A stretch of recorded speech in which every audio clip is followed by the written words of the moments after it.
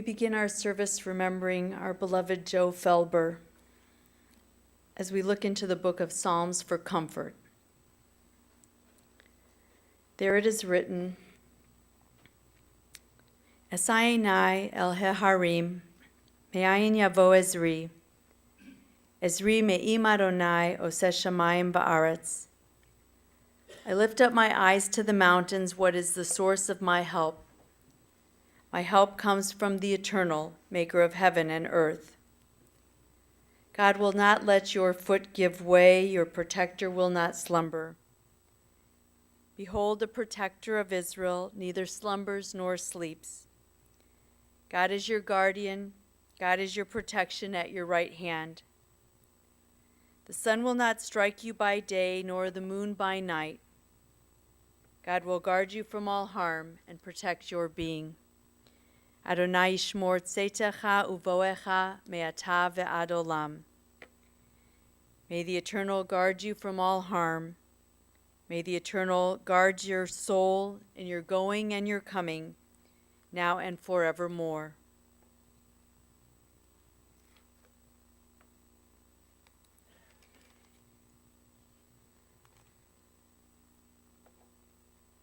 Our tradition teaches us,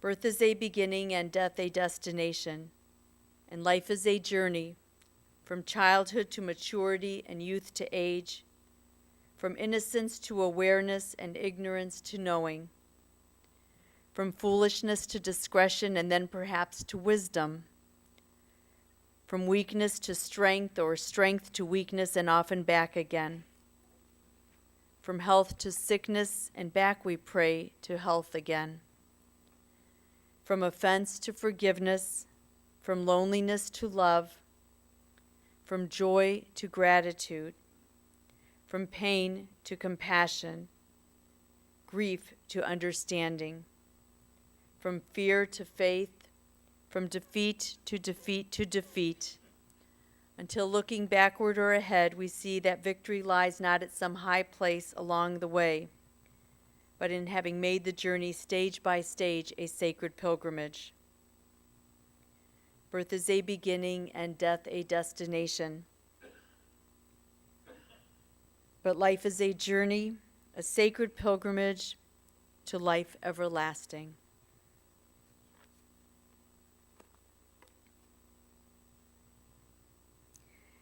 Death has summoned our beloved Joe Felber. Our souls cry out unto you, O God. What are we? Are we the creatures of dust whose destiny is but to return to the dust from which we came? The ancient sage has taught us the spirit of the human being is the lamp of the eternal. Not even the darkness of death can extinguish the light which the eternal has kindled in the sanctuary of the human spirit. Therefore, O God, we thank you in this solemn hour for that which was deathless in the life of our cherished Joe, and which is now revealed to us in all of its beauty. For his love that united us in life and which death cannot sever. For his companionship which we shared along life's path, and which still continues through the tenderness of memory. For the gifts of his heart and of his mind, which brought us joy and happiness, and now have become a precious heritage of the Spirit. For all these and more, we give you our praise. Grant unto us, O God, the strength of all the generations of our people, who in the face of bereavement proclaimed, Adonai Natan, Adonai Lakach, Yehi Shem Adonai Mevorach. God has given, God has taken away. Blessed be the name of God. An ancient people, we are well acquainted with grief and with the valley of shadows. Death and sorrow are not strangers to us, yet the centuries have taught us that a good name endures beyond the grave, and that there is strength in faith. With Job we say, Adonai Natan, God you have given. You gave us a loved one who will not be forgotten. For all that was good and enduring in his life, we offer the deepest thanks of our hearts. Adonai lakach, God, you have taken away. We pray for the strength to turn our broken hearts into an altar of trust, before which we acknowledge your sovereignty and your love, as we now say, Yehi Shem Adonai Mevorach. Blessed be the name of God, now and forever.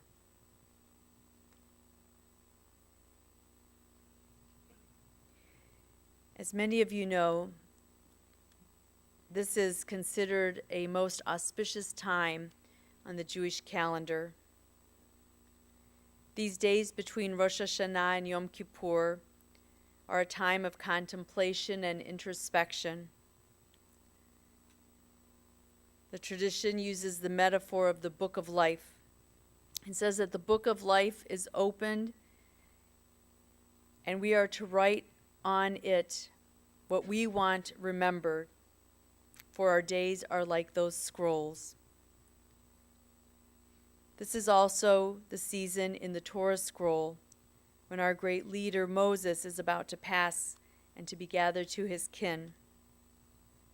The Torah takes great pain here to reassure our people as the leadership is transferred to a new generation. It hardly seems a coincidence that the days of our beloved Joseph Felber come to an end in this season. Opening his book of life, what might Joe have wanted to be remembered for? First and foremost, for creating a beautiful family. He and Shirley were so blessed to have the devotion of their children, of Alan, Debbie, Harry, and Susie. Joe would say that Shirley poured glue all over you as children so that you'd stick together and stick to them. But Joe was the glue itself, binding you with his love and attention and overflowing as the family expanded. Joe adored his daughters and sons-in-law, Susan, Herb, Bridget, and Alan. And with great dedication that spanned the distance, he stayed connected to his grandchildren, to Allie and Ushi, and Daniel and Adam, Ashley, Max, and David. And he was even blessed to be a great-grandfather to Skylar and to Noah. And his extended family also was inscribed on the pages of his book. Joe was all about extending his family.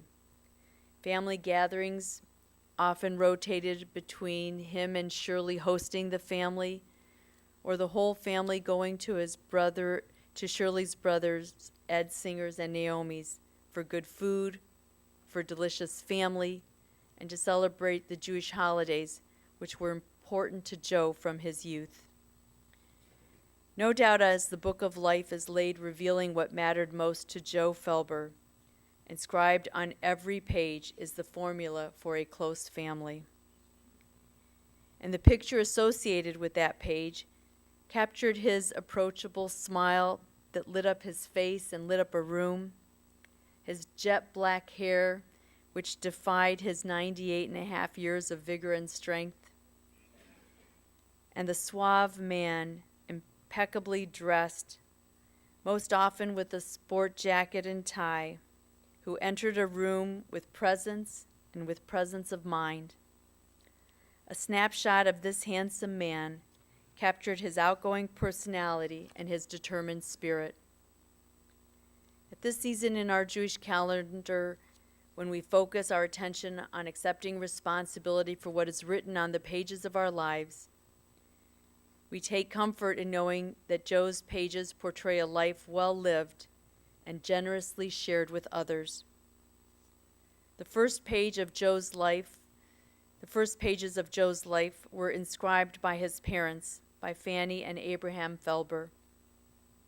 Arriving here from Austria-Hungary, they began their lives in the Kinsman neighborhood, where their family also included Joe's older brother and younger sister. His brother died around the age of 13 from a ruptured appendix, and their mother never quite recovered from that terrible tragedy. Joe spent a lot of his youth keeping his father company with their bakery and pastry business, first helping with the push cart, but by the age of 11, he had learned to drive the delivery truck. He used to say in those early days he and his father did not need to work out. Their work days were filled to exhaustion. Still, Joe found time for his social life, as you would expect, hanging out with friends after school or at the synagogue where he made his bar mitzvah. Many of them remained lifelong friends. Joe attended John Adams High School, and upon graduation he managed to get himself assigned to the Army Air Corps, serving in Colorado and then in Arkansas for training. He initially intended to be a pilot, but thankfully washed out to a safer position as the tower operator stationed in Morocco. Upon his return, Joe began attending Fenn College, where his bright mind and quick understanding became all the more evident. It wasn't long after that the 26-year-old Joe was set up on a blind date with this beautiful 23-year-old Shirley Singer, a man who always knew his mind and spoke it. Joe told Shirley after that first date that he was going to marry her. Now that could have been love at first sight, because she was as beautiful on the inside as she was on the outside, and a great dancer. Or because she had a car, and her father had a business that would take him in. She was indeed the whole package. Married for 58 years, Joe adored her, and the two of them created a beautiful life filled with fun and great generosity for their generations. Joe and Shirley started their family as they moved from Cleveland Heights into their new home in University Heights. That was a special neighborhood, a neighborhood where neighbors were just like extended family, and all the kids roamed in and out of each other's homes, especially coming to kibitz with Joe. From there, they built a home in Pepper Pike and then eventually moved into Point East. Except for the latter, Joe liked to move into new places, and that would continue to his very last home at Wiggins. Away from home, the two of them loved to travel, and from every stop at exotic places, they brought home not just wonderful memories, but a piece of art or sculpture. As I sat with Joe just the other day, he described each of the statues and how he met the artist in every location and his wish to support their work. Joe loved going to museums and to art galleries, and later in his retirement he would even take some art classes, and he became proficient in various mediums. The two of them enjoyed music and kept a subscription to the theater. The arts and cultural life of Cleveland were a big part of their social life, and they had a broad network of friends with whom to share that. Joe's early years of employment were with Shirley's father, with Harry Singer, working in the furrier business. Shortly thereafter, Joe and his brother-in-law Ed began a discount store business, which grew from stores in Mentor and Sandusky to cover the areas in Ohio, Indiana, and Kentucky. His children and his nephews and niece all made their appearance working there and learned the value of hard work from watching their dad and uncle. You could see that Joe was involved in real estate and design, went on many buying trips, and learned to read the marketing trends.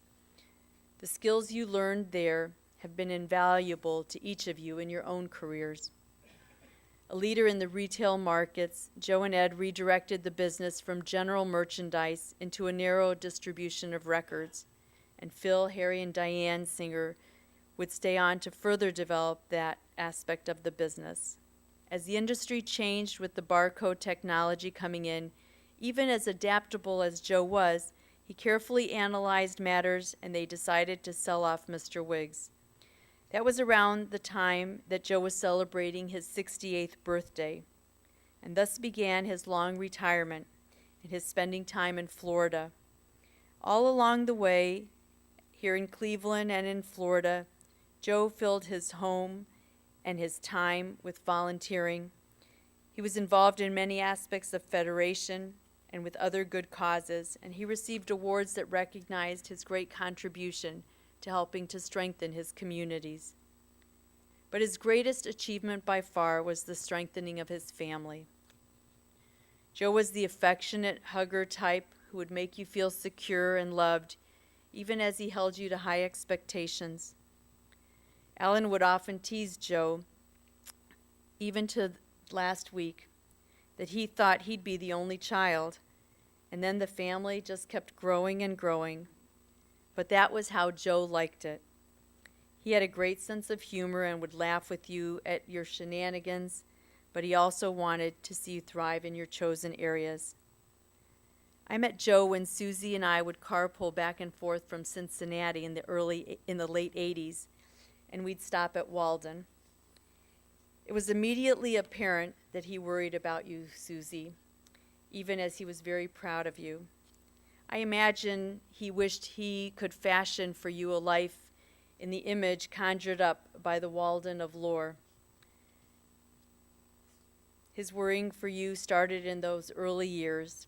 If your mom grounded you, he would rescue you. He would continue to try to protect you in every way possible. For as much as he doted on you, however, you doted on him, and even more so after your mom passed away in 2004. Your best friend and confidant, he was a great companion for shopping or for chatting with about everything. And you were wonderful in the way you devoted a part of almost every day to making sure he was enjoying himself. You two would sing your morning hellos to each other and keep such good tabs on each other's comings and goings that a phone call was hardly necessary to stay in touch. Joe was especially happy to welcome Alan into your life and into his life because he knew he was passing on that role of protection to him. Harry, too, got to feel that kind of love and commitment that especially manifest in the time that you two spent together, whether it was watching the Browns or playing a round of golf. He loved when you'd meet up in Florida, and he was still trading in old clubs for new ones well into his 90s. Harry, you inherited his entrepreneurial spirit, and he was your trusted advisor in all matters of business. Bridget could see so much of your dad in you, from his values and generosity to his proactive engagement with doctors. Debbie, from your early years, working in the art department in the store's headquarters in Beechwood, where your dad would show you blueprints of the stores, you picked up on so many special skills. You'd help him pick out furniture for the showrooms. And growing up in a beautifully appointed home with elegant furniture and beautiful knickknacks, you came to appreciate the same for yourself and for others. Your dad was teaching you about design and introducing you to the world of big labels and New York industry through the shows. His world became your world as you watched his work ethic and how he cared for the people around him. And for her, after you got over that interrogation with Joe, that first time of asking for his daughter's hand, Joe became the model for the interaction between husband and wife, after which you modeled your own lives together. Alan, you were, of course, the oldest, and he adored you. I think you said you were his favorite amongst them all, continuing in that theme. But, of course, that was Joe's gift, wasn't it? That he made all of us feel as if we were the most special person in his world. But you admired him, and you loved his sense of humor the most. You were inspired by how he had surmounted the circumstances of a hard childhood to become a self-made man who was generous and respectful of everyone. He was a wonderful role model for you and for many of your friends who felt like they could bring their concerns to him too. Staying at his place these last years, you got to really know your dad and to appreciate all the more so how his closet even reflected his conservative and yet fashion-forward blending of traditions. For you and for Susan, when he would come to visit in Chicago, he was the guy who brought either record-breaking snowstorms or, more often, greater sunshine into your lives. For all the grandchildren, your grandfather played a huge role as a role model and as a helper. First, he would tell you that the secret of his longevity was to do his calisthenics, which he had done since he was a very young man, all the way through into his late 90s. It's probably because of this that he recovered so well from his bypass surgery at age 84 and lung issues at 85 to stay vital and strong. He also ate a lot of fish. You can hear him saying, "I'd like a nice piece of fish." And the conclusion of that meal would often be with ice cream and cake. Joe knew who had the best of which kind of deli sandwich in town and where to go to get good Chinese food. And he stayed social for a lot of his meals. He was part of a Monday night dinner club that still meets at Nordstrom's. He was there for years, but he came only for the company. He demonstrated for his grandchildren how important it was to keep in touch with friends, and it was because of his great network of friends that he was such a wonderful resource with friends and colleagues, as each of you might have been looking for work.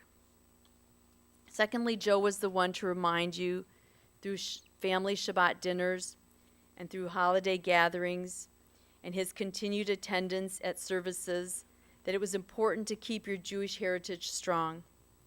He was proud that he had taken his own children to Israel and that he had accompanied Daniel on the family trip there for his bar mitzvah. Finally, his other big concern for you was your education. He encouraged you to take it seriously and was there for your special events. Using his umbrella to guard against the beating sun or the falling rain, he was proud to attend your graduations from college. And subsequently, he was a great resource of the latest news as he had CNN on all the time in the background. That about covered Joe's advice to you about maintaining your body, deepening your spirit, and developing your mind and your willpower. Joe was blessed to have his spirit and his mind to the very end, but his body after 98 years started to show its wear and tear, even though he willed it with all his might, his power. It was through the care of his special friends, Stephanie, Bev, Lisa, and India, that he was able to keep his life full and his dignity from declining. And the family wants to say a special thank you to all of you for your caring. Joe Feldman lived a beautiful life, as he told me last week, and as he told many of us over the years. He was blessed with the devotion of family and the companionship of friends. He wrote on the scrolls of his life lessons, which will be recounted through his generations, as he touched so many lives and so many hearts. And now he bequeaths that role of leadership to the members of his family, to lead one another to uphold the great values that were important to him. As the book of his life is sealed, it closes on the anniversary of the same day that his beloved Shirley died. We pray that his heart is reunited with hers in peace, knowing that their family is glued together through their love and the affection for each other that they had and that they had for them. So we join with the sages to declare, Zichrono Livracha, may Joe's memory continue to be a blessing for this family and for all of us in this new year and always. Amen. I'd like to call upon Joe's grandson, Adam, And then he'll be followed by Joe's son-in-law, Alan Copet.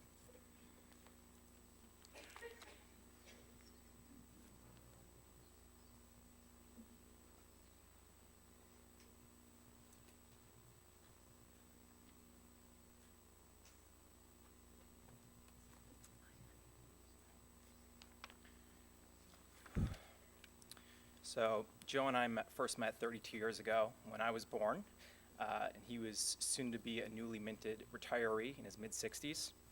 At that point, he'd lived what some would consider a full life, some good, some tough and difficult points, but a full life for all intents and purposes.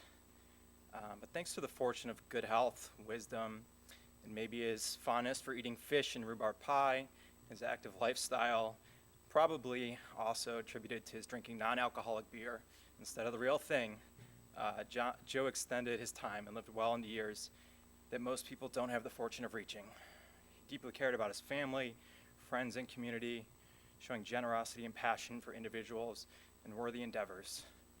He was well-traveled and had an interest in art, collecting diverse and interesting pieces that, as we talked about, he was proud to discuss at deep lengths. He eventually took up painting in his later years, and unsurprisingly, the results were quite good. In a similar light, he had a keen sense of style, also mentioned, always looking sharp and willing to take risks with an occasional pair of pink pants or shorts coming out at the appropriate time during the year. All of these things made him extremely likable and easy to get along with. As a result, people gravitated towards him. He was also a man of principles. He didn't believe in eating pork and shellfish for Jewish dietary laws.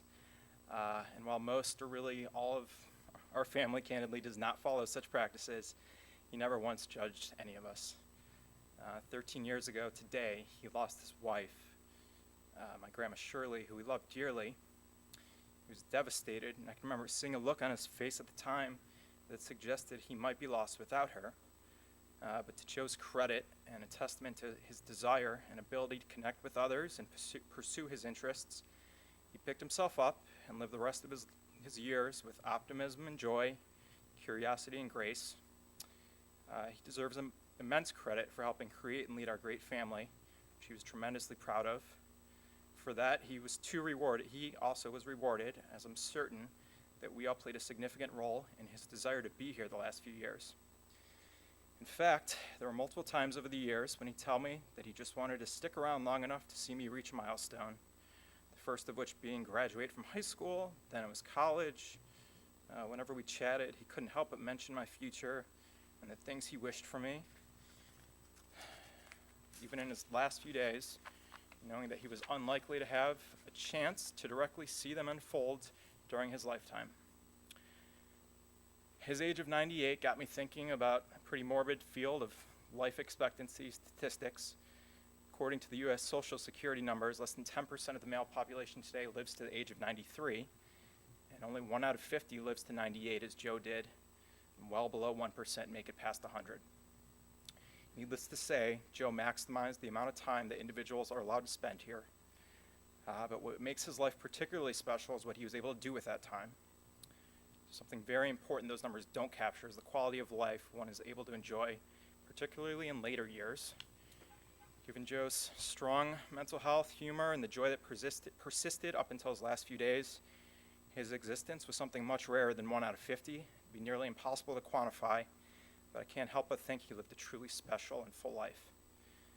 The last part should make it easier, because he lived a complete life. And while it does to some extent, I think it's human nature to be greedy with the people in our lives that we love, and to never want to lose them, even when time has simply run out. So despite our 66-year age difference, he's one of my best friends, so it's terribly sad to say goodbye. Quite simply, Grandpa Joe will be missed, and we're all very lucky to have had him show us what a life well-lived can look like.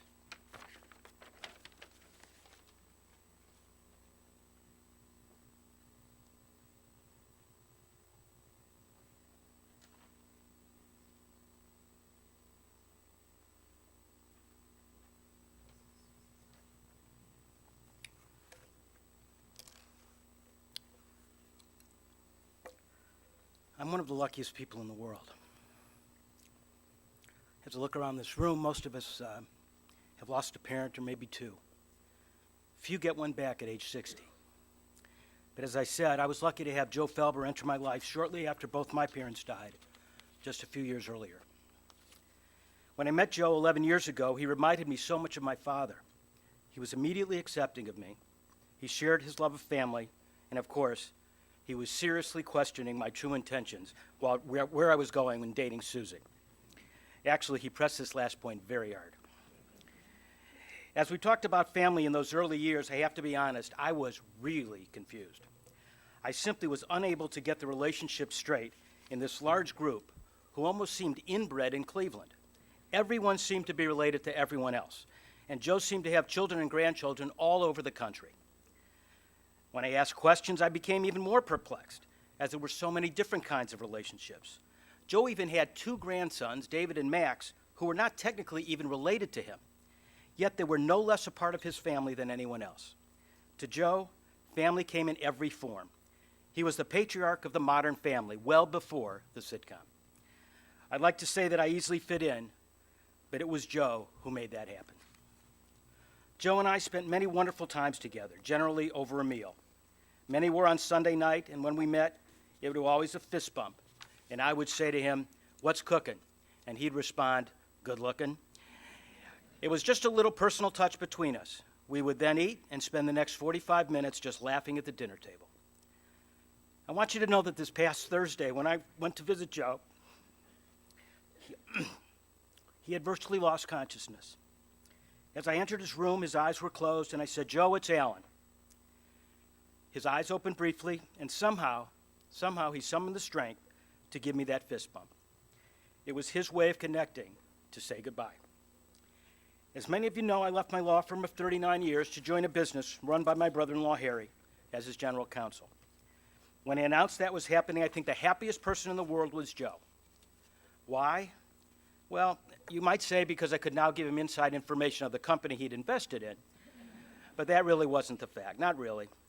As I reflect on this, I think he saw parallels with his business relationship with his brother-in-law, Ed Singer. Again, it was all about family to him.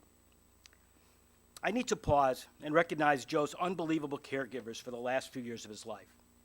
These angels who Susie called her China sisters, and don't ask me if there's a story behind that, but the rabbi said I had 4 minutes, and so I can't tell you the story.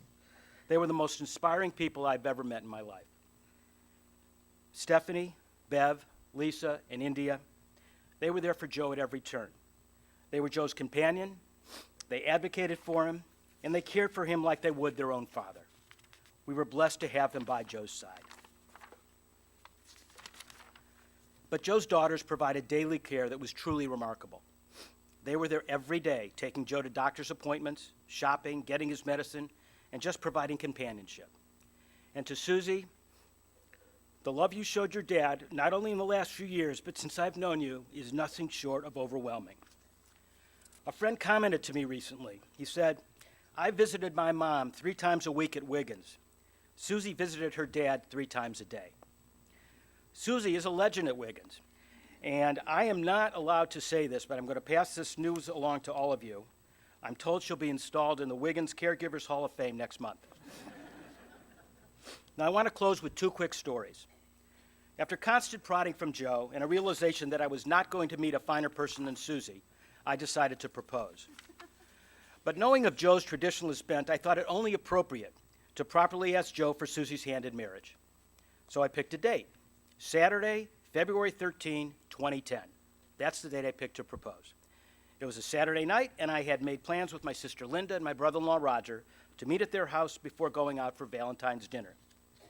Joe still went to Florida in the winter in those days, so all morning I called him on his cell phone, since that was the only number I had. And by the way, for future reference, it's a very bad idea to try to reach a 91-year-old on their cell phone. They don't answer the phone. I called at least 50 times over a 4 or 5 hour period, but he never answered. Then I called Harry to get Joe's Florida number, which I didn't want to do because I knew Harry would catch on to what was up. I finally reached Joe, who answered, and I asked him if I could marry Susie. After giving me the usual "it's about time," he said, "Of course," and then I hatched my plan. We were to get to my sister's house at 7 o'clock for cocktails and hors d'oeuvres. I told Joe, "Call my cell at exactly 7:30, and I'll say, 'Joe, funny that you called. I was just going to propose to your daughter. Can I put you on speaker? He thought it was a great idea. And then I repeated, Joe, call at exactly 7:30. So Susie and I get to my sister's house, and we start to eat and drink. And I'm my usual calm self, and 7:30 rolls around, and I look at my watch and I wait. 7:30, 7:35, 7:45, no Joe. Susie looks at me and she says, what's wrong? I say, I don't know, I have to go to the bathroom. Where I go and call Joe, and thank God he answers this time. And I said, why haven't you called me? He says, I wanted to make sure you were going through with this. I respond by saying, I'm not going through with this unless you call me back in 2 minutes. So I calmly walk back in the family room, and finally Joe calls. And I answer and say, Joe, funny that you called. I was just about to ask your daughter to marry me. And Susie starts to yell, and Linda starts to yell, and everybody's yelling and screaming, and then I hear this on the phone. You forgot to ask her to marry you. So I rectified that about 10 minutes later, and we all had a good laugh, but that's an important memory that I have of Joe. But now I have to tell you one final story. This is classic Felber. One final story about when Susie and I were dating, and I was invited to what I think was a Father's Day brunch at which 10 Felbers were sitting around this big table at the late Oakwood Club. We had this wonderful meal, and I ordered my usual dessert, an Oakwood sundae with coffee ice cream. So when it arrived, and before I could even take a bite, it was gone. Because everyone at the table needed a taste. No one asked, they just took the dessert away from me and started passing it around. Finally, I said, stop. I'll get everyone at this table your own Oakwood sundae. I said, but this one is mine. I want to enjoy this. And then I looked at Joe, and I said, except I'll share this one with Joe. And why, Joe? Because he shared this crazy, unpredictable, loving family with me at a time when I needed it most in my life. And I'll never forget him. Thank you very much.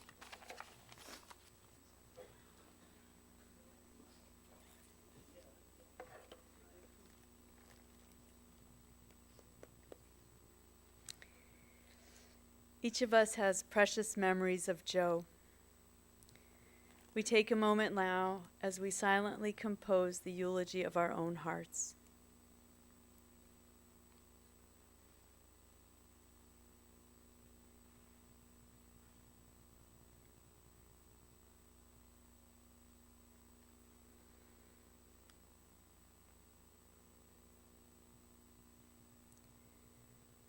Yehiyu l'ratzon imrei fi v'hegyon libi lefanecha Adonai tzuri v'goali. May not only the words that we speak, but even our most private and precious meditations be acceptable unto you, our God, our Rock, and our Redeemer. Amen.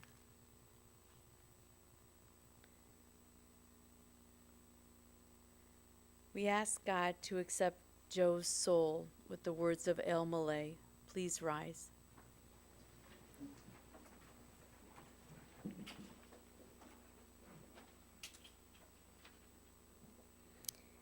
El Malay Rachamim, Shochein Ba'maromim, Hamtzei Menucha Nechona Tachat Kanfei HaShechina, In Kedoshim Utehorim, Kezohar Harakia Mazhirim, Et Nishmat Yosel Ben Avraham Befani, Shel Halach Le'olamo, Baal Harachamim Yastirehu Beseter Kanafav Le'olamim, Bitzror HaChaim Et Nishmato, Adonai hu nachalato, v'yanuach b'shalom al mishkavo, v'nomar. Amen. O compassionate God, eternal Spirit of the universe, grant perfect rest in your sheltering presence to Joseph Felber, who has entered unto eternity. O God of mercy, let him find refuge in your eternal presence, and let his soul be bound up in the bond of everlasting life. God is his inheritance. May he rest in peace, and let us answer, Amen. You may be seated.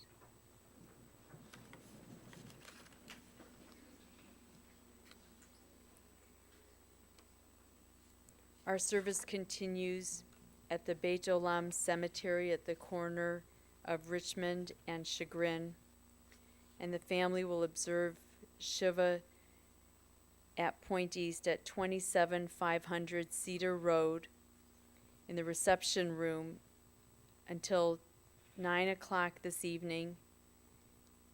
And Tuesday, the family will receive at Wiggins Place from 12:30 to 2, and then continue their observance at Point East. Family who wishes to and friends who wish to may contribute to the Shirley Felber Hospice Fund, care of Montefiore Home.